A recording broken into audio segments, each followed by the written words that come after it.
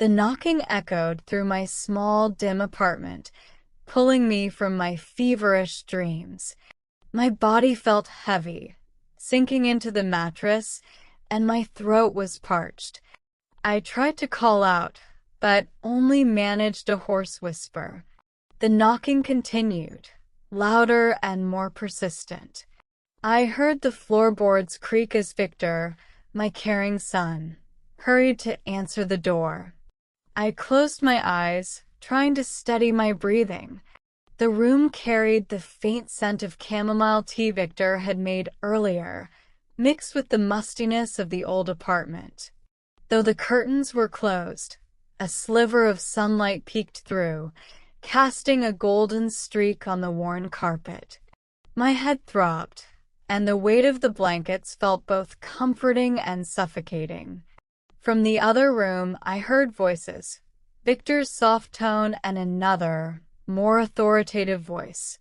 My heart sank. It must be the landlord. I had dreaded this moment for weeks. 2 months of missed rent, and now she was here while I lay helpless in bed.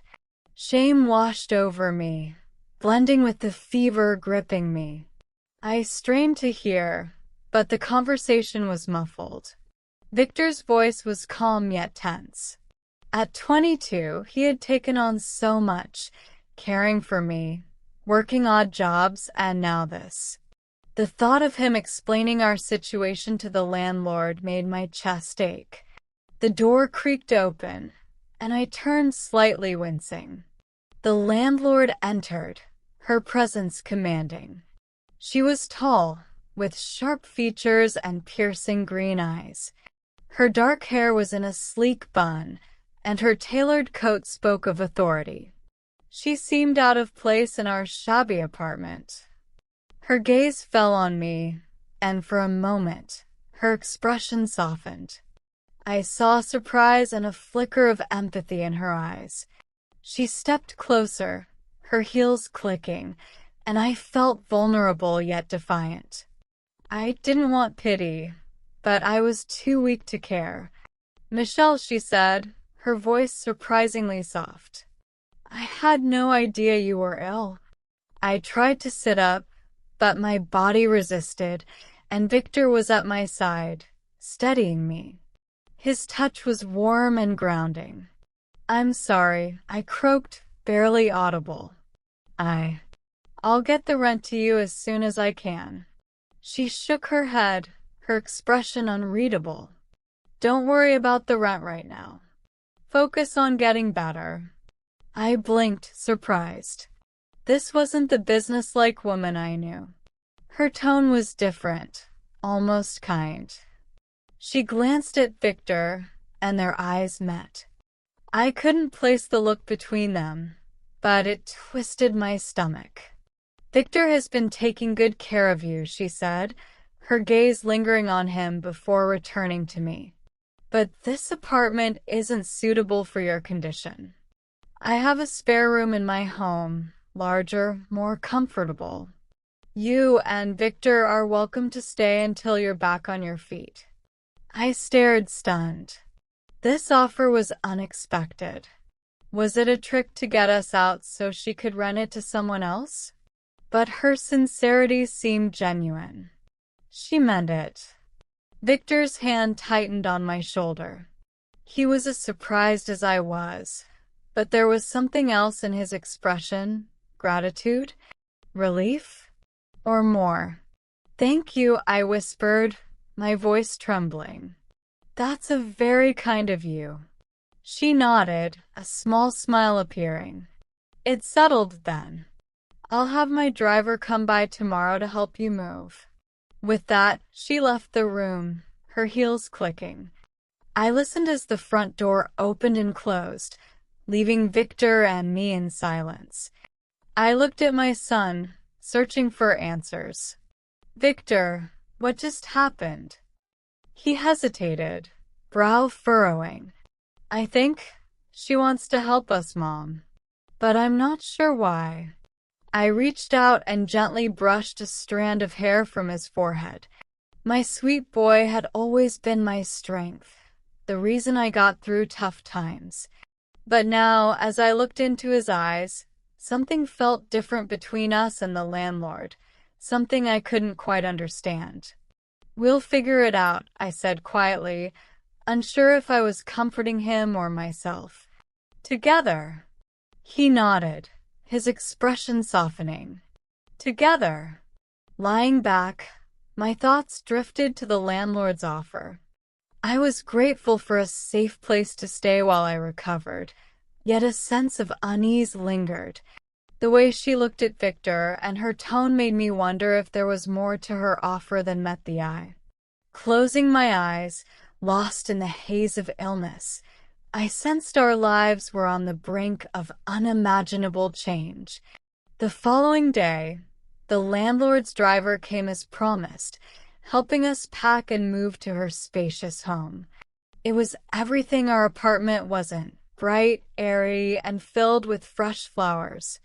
The spare room was larger than our entire apartment, offering a comfortable bed and a garden view. As I settled in, I couldn't shake the feeling that it was all too generous. But Victor seemed to handle it well, and his calmness reassured me. In the days that followed, the landlord, Evelyn, checked on us often. She brought tea, fresh fruit, and books to keep me entertained. But it was her interactions with Victor that caught my attention.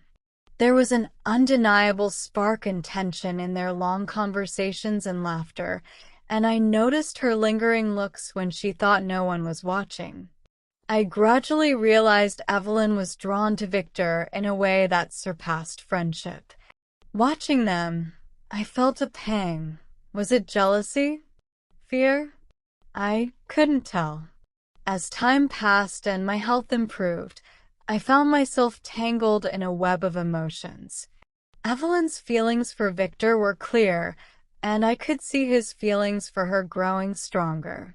One evening, watching the sunset, I realized I couldn't stand in their way. They were adults, and if they found happiness together, who was I to deny them? Yet, as I gazed at the horizon, I sensed our lives were about to change in ways I couldn't grasp. As stars began to twinkle, I knew this was the start of a story that would challenge everything I knew about love, family, and where the heart's boundaries lie. Life in Evelyn's home became a blur of comfort mixed with tension. My health was improving, but my mind was restless, caught in emotions I couldn't name. Evelyn's constant presence and kindness had an unspoken connection with Victor. It lingered like the scent of rain before a storm, and I couldn't ignore it. One evening, wrapped in a blanket in the garden, I stared at the stars, reminded of our smallness in the universe. The moon cast a silvery glow over the lawn, and the air was crisp with the smell of wood smoke from a distant fireplace. Victor joined me, his footsteps soft. He sat beside me on the bench, his presence familiar and comforting. We sat in silence, but it felt different, heavy. "Mom," he began hesitantly, "there's something I need to tell you." I turned to him, the moonlight accentuating his features. He looked so much like his father, the same strong jaw, the same expressive eyes. But now, there was vulnerability, a rawness that tugged at my heart. "What is it, sweetheart?" I asked, though deep down, part of me already knew. He took a deep breath, his hands tightly clasped in his lap. "Evelyn and I have gotten close. Closer than I expected. I think I have feelings for her." His words hung there, heavy and unavoidable.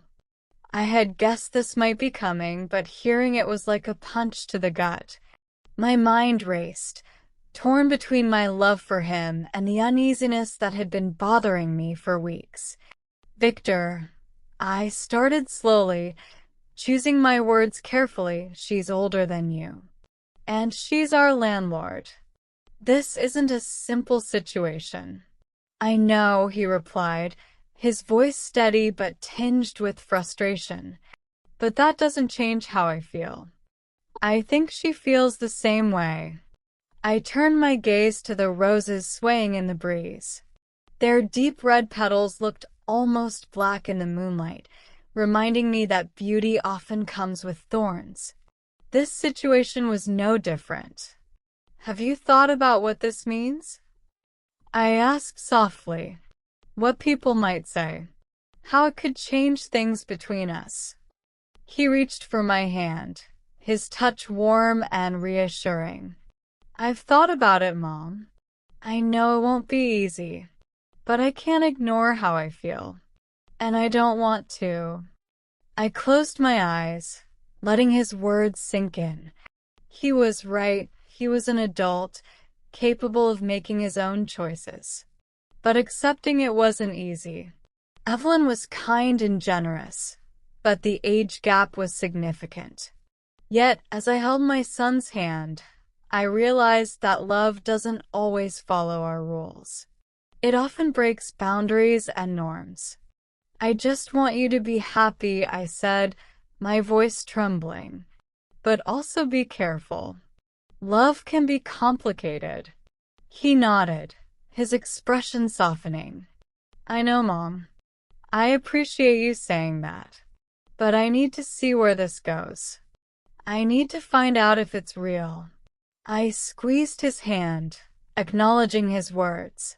I wanted to say more, to offer warnings and reassurances, but I knew he wouldn't listen.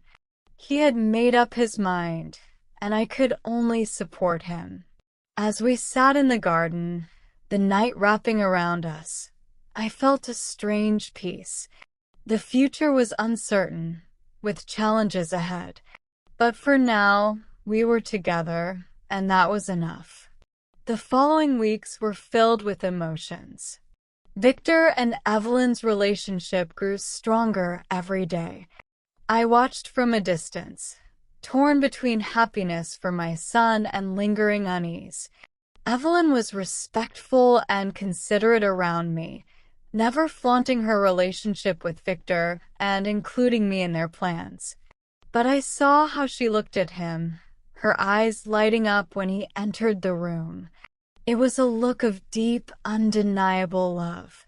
One evening, as I sat by the fireplace, Evelyn joined me with a cup of tea. She sat across from me, looking thoughtful. Michelle, she began softly, I know this is unconventional. I deeply respect you. Victor is incredible, and I care about him deeply. But I also care about you. You're his mother, and that comes first. I looked at her, surprised by her words. Her sincerity was undeniable, and for the first time, I felt some understanding. She wasn't taking Victor away from me. She was just trying to love him. Thank you, I said quietly. That means a lot. She nodded, a small smile on her lips. We're in this together, Michelle. All of us. As I sipped my tea, feeling the warmth of the fire, I realized she was right. Love, in all its forms, was messy and complicated, but it was also beautiful. Looking at Evelyn, I knew we were all navigating this strange journey together. As time went by, we adjusted to a new way of living. Every day, Victor and Evelyn grew closer, handling any issues that came their way.